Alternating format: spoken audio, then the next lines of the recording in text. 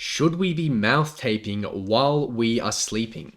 It's an interesting question. Mouth taping is something that I've been doing for nearly 5 years now, and it's something that I've been using to help me get over a 90 sleep score. So I'm going to give you 5 reasons why you should consider mouth taping while you're sleeping and how I would use it in particular. So what is the purpose of mouth taping? It's not just to put some annoying piece of paper tape over your mouth to rip it off every morning.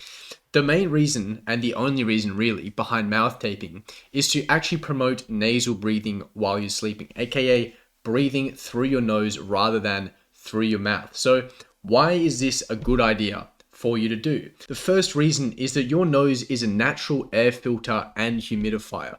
When you're breathing air through your nose, there are certain filters in your nose which prevent allergens, pathogens, dust, all this crap from going into your lungs. Whereas if you breathe through your mouth, all that stuff just comes straight through and hits your lungs, which is way, way more harsh. On top of that, your nose naturally humidifies the air coming in, which means it's a little bit more moist, it's a little less dry, which is a lot better on your lungs. If you're breathing through your mouth, it is very, very dry air hitting your lungs. You probably will have noticed this, that if you're sleeping and you know you're sleeping with your mouth open, you wake up in the morning and you have kind of a dry, sore throat.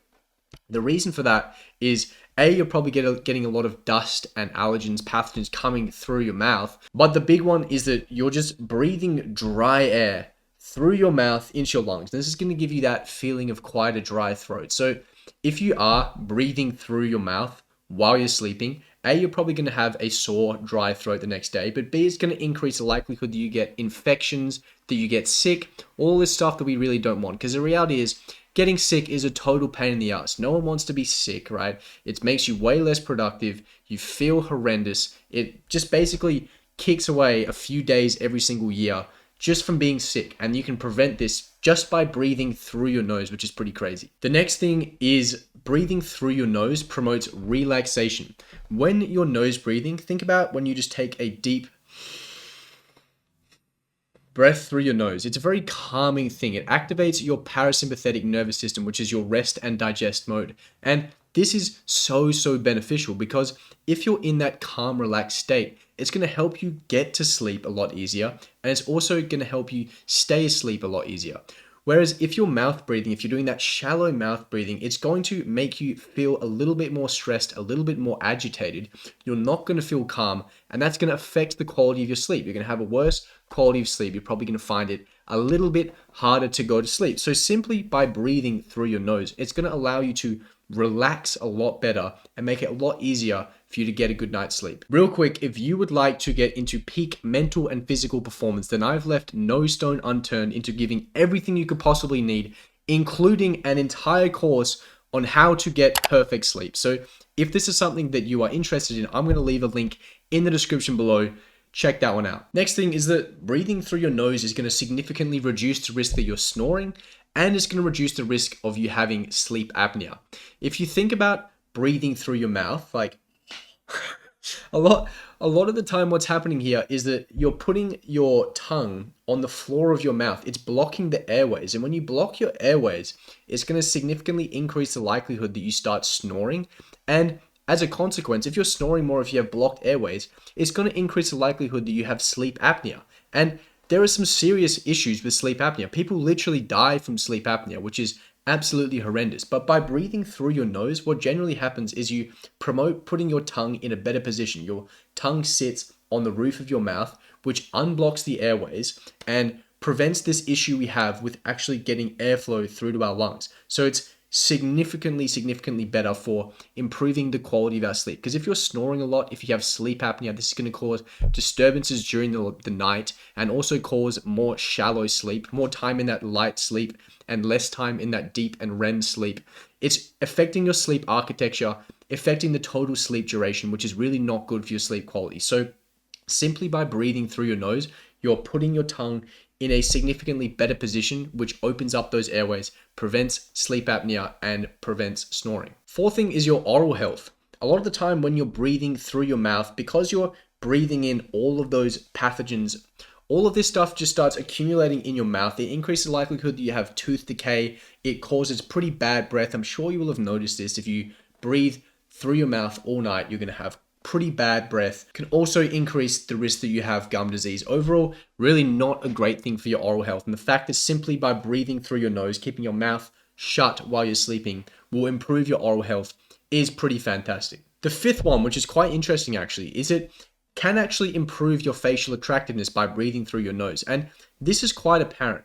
If you see someone and you go, you're definitely a mouth breather, you can kind of tell, because generally what happens is they have more recessed chins, they generally have bigger noses, they have more of a backward slant to their face. And the big problem is when you're breathing through your mouth, as I discussed when it comes to sleep apnea and with snoring, your tongue is in a worse position because you're not putting pressure on the maxilla, on the roof of your mouth. You're not causing that forward growth in your face, and this can actually make you look significantly worse. And it's pretty clear to see here, the people who are breathing through their mouth, they're going to have bigger noses, they're going to have more recessed chins, they just don't look as good. So on top of the fact that you're going to have less likelihood of snoring and sleep apnea, you're going to be able to properly filter and humidify your air, you're going to have better oral health, and you're going to be more relaxed when you're falling asleep, improving the quality and quantity of your sleep.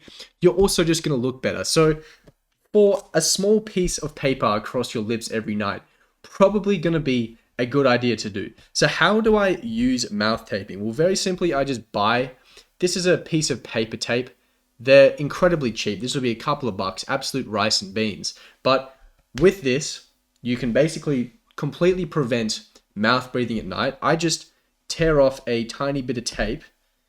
See if I can get it. Here we go. Just a little bit of tape, just enough to go across my mouth, and just put it across the lips. And it's not painful to take off at all. Because this is just paper tape, it's supposed to adhere to your skin. It's not a painful thing to take off at all. And if you're thinking, I'm a little concerned I'm going to suffocate in my sleep.